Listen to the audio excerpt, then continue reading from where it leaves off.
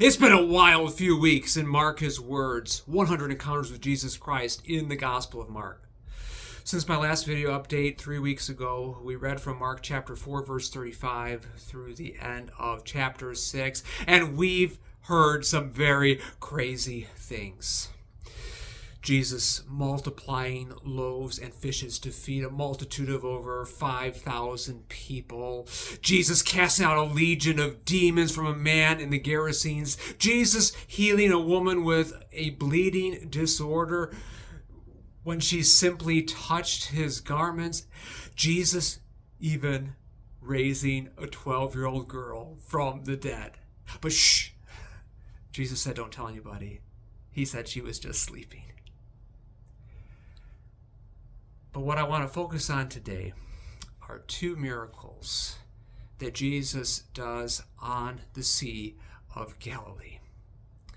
The first one occurs at the end of chapter 4.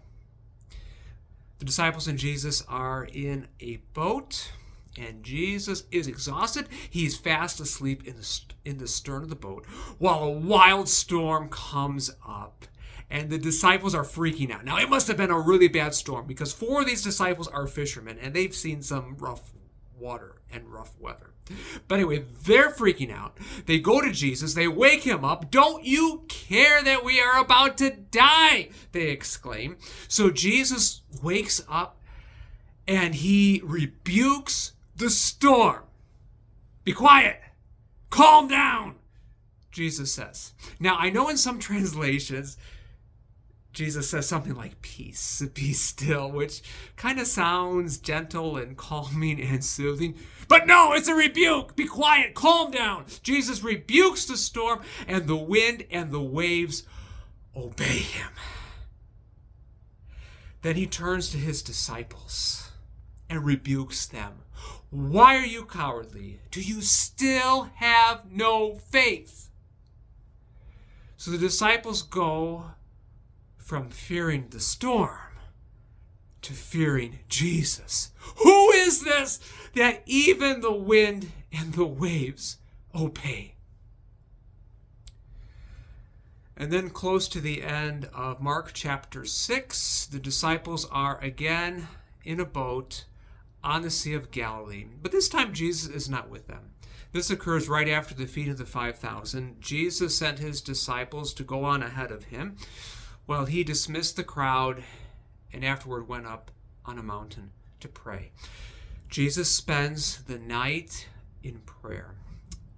And then around 4 o'clock in the morning or so, Jesus comes walking on water. Now, he doesn't go directly to the disciples in the boat. It says like he was going to pass them. But the disciples see him and they freak out. They think it's a ghost. But then Jesus turns to them and says, "Take courage. It is I. Don't be afraid." Now, I love this miracle because it absolutely does no one any good. Jesus isn't healing the sick or casting out a demon or feeding hungry people. He's just terrifying his disciples for the fun of it, it seems like. Well, I want to talk to you about fear. Both of these encounters involve the disciples being afraid of Jesus. If you were to ask me what is lacking among many people today, even many Christians in their spiritual journey, I would say a lot of people are lacking a proper fear of God. We need to fear God. We need to fear Jesus. And I know people try to soften this word fear into respect or awe. And that's part of it. But as these two accounts highlight, the disciples were terrified of Jesus. And we would do well to have these moments of fear Let me tell you something about fear. Fear is not a pleasant emotion, but it's important. It alerts us to danger. The adrenaline gets pumping. It prepares us to either fight or flee. And so there are some situations that are dangerous, and fear is an appropriate response. Coming into the presence of God. Jesus manifesting his divine power over nature, over storms, over the water, over the wind is terrifying. We need to have a fear of God. But I also like how this account of Jesus walking on the water ends. He doesn't leave his disciples afraid. Fear was the appropriate response, but Jesus doesn't leave them there. Take courage. It is I. Do not be afraid. When what we see terrifies us,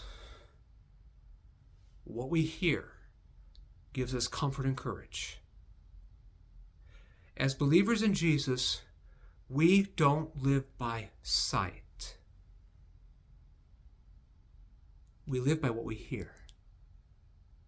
The words of Jesus. When what we see terrifies us, and rightfully so,